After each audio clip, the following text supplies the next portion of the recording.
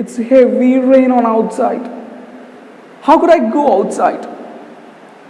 Hi, this is your aunt. Today also you came. What do you want? Today I came with some new things. New things? അതെ, കുറച്ച് പുതിയ കാര്യങ്ങളായിട്ടാണ് ഞാനിന്ന് വന്നത്.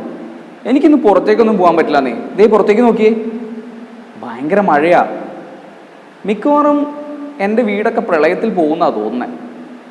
അത്രയും വലിയ മഴയാ പെയ്യണേ. ഉറക്കം വരുന്നുണ്ടോ? എനിക്ക് ഉറക്കം വരുന്നില്ല. പ്രളയം വന്നാ എന്താ ചെയ്യാ? So today I came for teaching you a few things, the vocabularies of the last lesson. ഇന്ന് വന്നിട്ടുള്ളത് കുറച്ച് പുതിയ വാക്കുകൾ പഠിപ്പിക്കാനാണ്. കഴിഞ്ഞ ക്ലാസ്സിൽ നമ്മൾ പഠിച്ച ആ ചാപ്റ്ററിൻ്റെ എൻ്റെ കവിതയുടെ കുറച്ച് പുതിയ വാക്കുകൾ.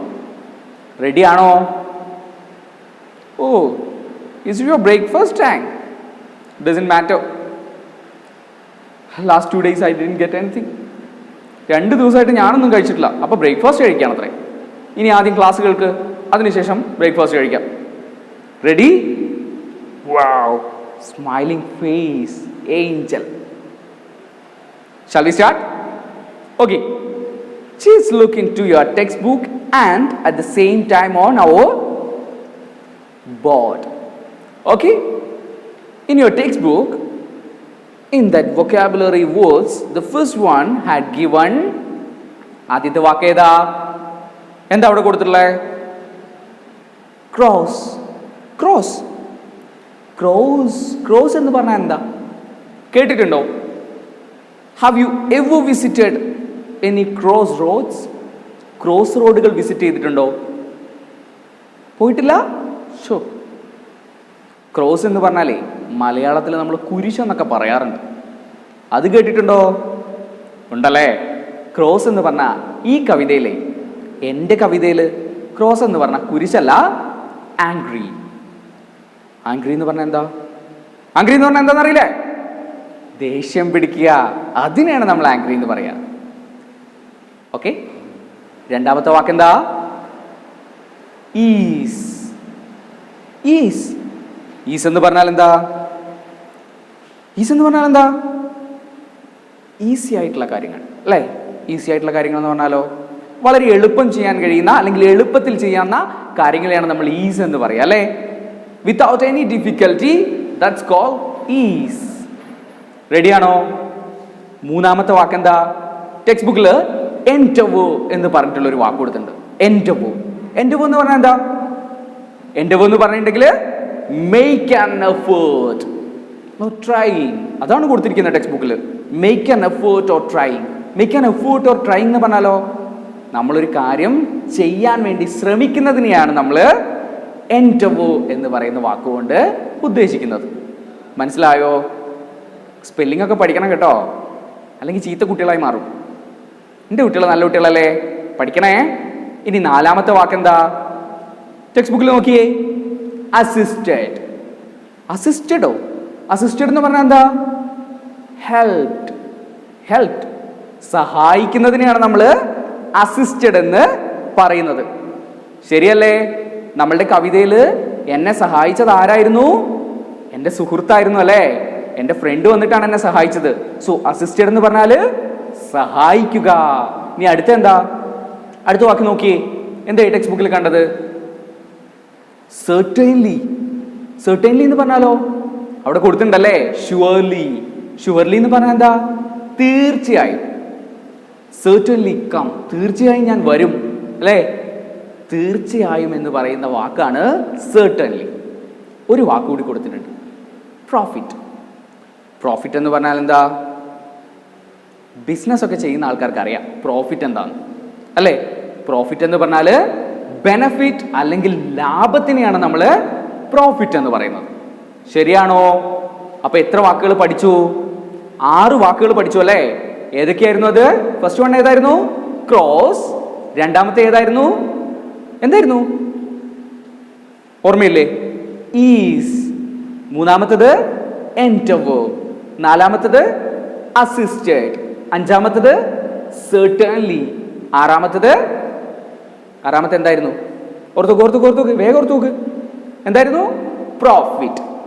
6 വാക്കുകൾ പഠിച്ചോ? 6 വാക്കുകളുടെ അർത്ഥങ്ങൾ മനസ്സിലായോ? യാ. ഇനി എന്താണ്? We have to learn some antonyms. Antonyms. എന്താ ഈ antonyms എന്ന് പറഞ്ഞാൽ? Antonyms എന്ന് പറഞ്ഞാൽ വിപരീത പദങ്ങൾ. In the last chapter also you learned lots of antonyms. അല്ലേ? കഴിഞ്ഞ ചാപ്റ്ററിൽ നിങ്ങൾ കുറേ antonyms ഒക്കെ പഠിച്ചില്ലേ? അതൊക്കെ പഠിച്ചായിരുന്നോ? Yeah. Today we are learning some new antonyms for improving your vocabulary. Shall we learn? Okay. Just look into your textbook. The first one had given cross. Kando? First word എന്താ? Cross. Already we said that cross means angry. ദേഷ്യമാണെന്ന് പറഞ്ഞല്ലേ? So what is the opponent word of our cross? Just check your textbook. Happy. സന്തോഷമാണല്ലേ? എങ്ങനെയാ happiness? ഇതാണല്ലേ happiness? So ക്രോസിന്റെ opposite വാക്ക് എന്താ? Happy. രണ്ടാമത്തെ വാക്ക് ഏതാ? Text ബുക്കിലേക്ക് നോക്കിയേ. Is. ഈസിന്റെ opposite word എന്താണ്? പറഞ്ഞേ. ഞാൻ ഇനി പറയുന്നില്ല, ഇനി നിങ്ങൾ പറയണം. ഈസിന്റെ ഓപ്പോസിറ്റ് വാക്കാണ് ഡിഫിക്കൽട്ട്. ഈസ് എന്ന് പറഞ്ഞാൽ എളുപ്പമാണല്ലേ? അപ്പൊ കഷ്ടമുള്ളതിന് എന്താ പറയാ? ഡിഫിക്കൽട്ട് അല്ലേ? ഡിഫിക്കൽട്ട് എന്നാണല്ലേ പറയാ? So is opponent is difficult. ഇനി മൂന്നാമത്തെ വാക്ക് ഏതാ? ടെക്സ്റ്റ് ബുക്കിലേക്ക് നോക്കിയേ. പ്രോഫിറ്റ്. പ്രോഫിറ്റ് എന്ന് പറഞ്ഞിട്ടുണ്ടെങ്കിൽ ലാഭമാണെന്ന് നമ്മൾ പറഞ്ഞു അല്ലേ? പ്രോഫിറ്റിന്റെ ഓപ്പോസിറ്റ് അപ്പൊ എന്തായിരിക്കും? നഷ്ടമായിരിക്കും അല്ലേ? നഷ്ടം സംഭവിച്ചാലാണ് ഓപ്പോസിറ്റ് ആവുന്നത്. സോ പ്രോഫിറ്റ് അഗെയിൻസ്റ്റ് എന്താണ്? ലോസ്, അതായത് നഷ്ടം. ഇനി അഞ്ചാമത്തെ വാക്ക് ഏതാ? അസിസ്റ്റ്. അസിസ്റ്റ് എന്ന് പറഞ്ഞാൽ എന്താ? ഹെൽപ്പ് ചെയ്യുകയാണ് അല്ലേ? സഹായിക്കുകയാണെന്ന് നമ്മൾ പറഞ്ഞു. അപ്പൊ സഹായിക്കാത്തതിന് എന്താ പറയാ? ഡിസ്റ്റർബ്. ചിലപ്പോൾ ടീച്ചേഴ്സൊക്കെ പറഞ്ഞിട്ടില്ലേ നിങ്ങൾ ഭയങ്കര ഡിസ്റ്റർബൻസ് ആണെന്ന്? പറഞ്ഞിട്ടുണ്ടോ? ഇല്ലേ? നല്ല കുട്ടികളാണല്ലോ. ആൻറ്റിന് സന്തോഷമായി, എൻ്റെ കുട്ടികളൊക്കെ നല്ല കുട്ടികളാണല്ലോ. സോ നമ്മൾ പറഞ്ഞു വന്നത് എന്താ? ഡിസ്റ്റർബ്. എന്തിൻ്റെ ഓപ്പോസിറ്റ് ആയിരുന്നു ഡിസ്റ്റർബ് എന്ന് പറയുന്നത്? എന്തിൻ്റെ ആയിരുന്നു? അസിസ്റ്റിന്റെ ഓപ്പോസിറ്റ് ആണ് ഡിസ്റ്റർബ്. അസിസ്റ്റ് എന്ന് പറഞ്ഞാൽ സഹായിക്കുകയാണ്. ഡിസ്റ്റർബ് എന്ന് പറഞ്ഞാൽ ശല്യപ്പെടുത്തുന്നതിനെയാണ് നമ്മൾ ഡിസ്റ്റർബ് എന്ന് പറയാം. ചില സമയങ്ങളിലേ ഈ ആൻഡ് മനുഷ്യന്മാരെ ശല്യപ്പെടുത്താറുണ്ട്. എന്തെന്ന് വെച്ചാലേ പതുക്കെ ഇങ്ങനെ കയ്യിൻ്റെ മേലെ കൂടെ അഴിഞ്ഞു പോയിട്ട് കയ്യിലൊരു കടി കൊടുക്കും, കഴുത്തിലൊരു കടി കൊടുക്കും, വയറിലൊരു കടി കൊടുക്കും. അങ്ങനെ ഞാൻ ഇടയ്ക്കിടയ്ക്കൊക്കെ ഡിസ്റ്റർബ് ചെയ്യാറുണ്ട്. നിങ്ങൾ ചെയ്യാറുണ്ടോ ഉമ്മാനെ? ഇല്ലേ? നല്ല കുട്ടികളാണല്ലോ. സോ ഞാൻ അത്ര വലിയ നല്ല കുട്ടിയൊന്നുമല്ല. ശരി, അടുത്ത വാക്ക് പഠിക്കാം. എന്താ അവസാനത്തെ വാക്ക്? എന്താ? ഇതേ നോക്കിയേ. സർട്ടൻലി. സർട്ടൻലി എന്ന് പറഞ്ഞാൽ എന്താണെന്നാണ് നമ്മൾ പറഞ്ഞത്? തീർച്ചയായും. ആണോ? അത് തന്നെയാണല്ലേ പറഞ്ഞത്. ഇനി അതിന്റെ ഓപ്പോസിറ്റ് എന്താ കൊടുത്തിട്ടുള്ളത്? ഡൗട്ട്ഫുള്ളി. വലിയ തീർച്ചയൊന്നും ഇല്ലാത്തതിനെയാണ് നമ്മൾ സർട്ടൻലിയുടെ ഓപ്പോസിറ്റ് ആയിട്ട് പറയുന്നത്. ആണോ? തീർച്ചയായും അത്ര തീർച്ചയൊന്നും ഇല്ലാത്തത് അതിന്റെ ഓപ്പോസിറ്റ്. അപ്പൊ ഇത്രയും വാക്കുകൾ പഠിച്ചോ? ആന്റോണിംസ് പഠിച്ചോ? ഏതൊക്കെയായിരുന്നു നമ്മൾ പഠിച്ചത്? Cross, ease, profit, assist and certainly. ഇതിന്റെയൊക്കെ ഓപ്പോസിറ്റുകൾ എന്തൊക്കെയാ? Happy, difficult, loss, disturb and doubtfully. പഠിച്ചോ? എന്നൊന്ന് പറഞ്ഞ് കേൾക്കട്ടെ. രണ്ടാമത്തത്? മൂന്നാമത്തത്?